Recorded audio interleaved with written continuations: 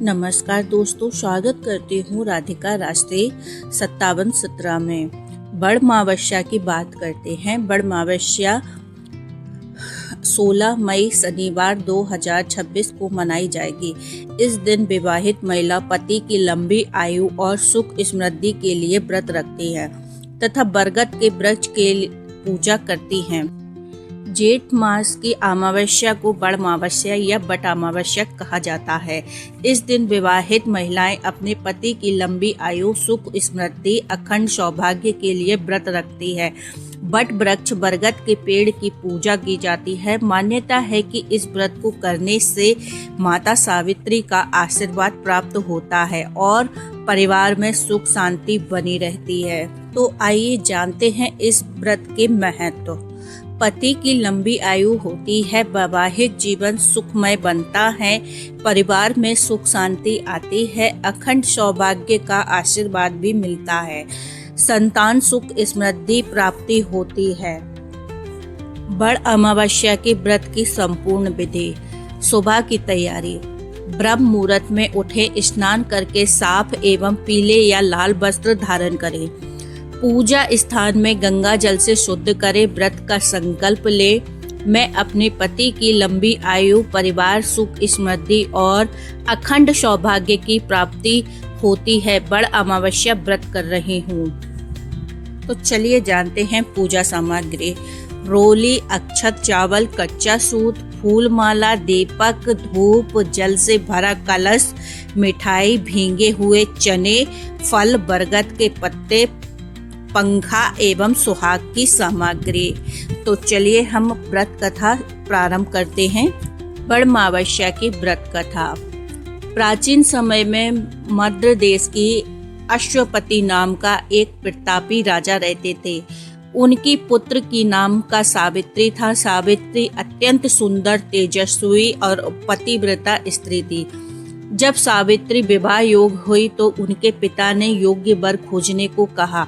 सावित्री ने वन में रहने वाले सत्यवान को अपने पति के रूप में चुना, लेकिन ऋषि नारद ने बताया कि सत्यवान बहुत गुणवान है, परंतु उनकी आयु बहुत कम है और विवाह के 1 वर्ष बाद ही उनकी मृत्यु हो जाएगी।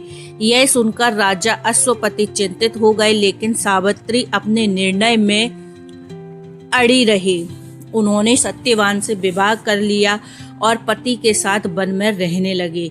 समय बीतता गया और वह दिन आ गया जब सत्यवान की आयु समाप्त होने वाली थी। जिस दिन सावित्री ने कठोर व्रत रखा और अपने पति के साथ वन में रहने लगी, लकड़ी काटती समय सत्यवान अचानक बेहोश होकर गिर पड़े।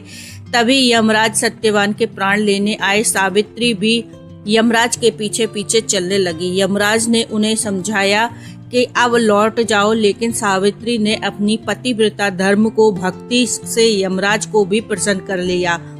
यमराज ने सावित्री से वरदान मांगते हुए कहा। सावित्री ने पहले अपने सास ससुर की आंखों की रोशनी और उनका खोया हुआ राज्य मांगा, फिर पिता के लिए 100 पुत्रों का वरदान मांगा।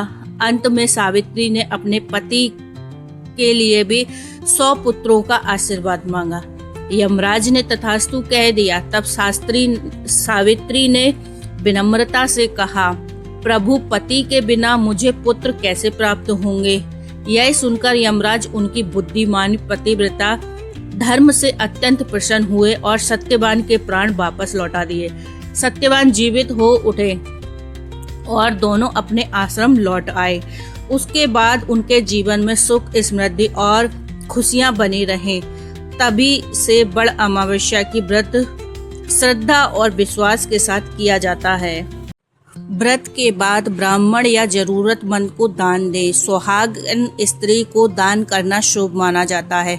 परिवार के साथ प्रसाद ग्रहण करें। पति की लंबी आयु होती है, वैवाहिक जीवन में सुखमय बनता है, परिवार में सुख शांति आती है, अखंड सौभाग्य का आशीर्वाद मिलता है, संतान और सुख समृद्धि प्राप्त होती है। अगर मेरा वीडियो पसंद आए तो लाइक सब्सक्राइब करना मत भूलिए और अपनी प्यारी प्यारी सहेलियों और दोस्तों के साथ शेयर करना बिल्कुल भी मत भूलिए।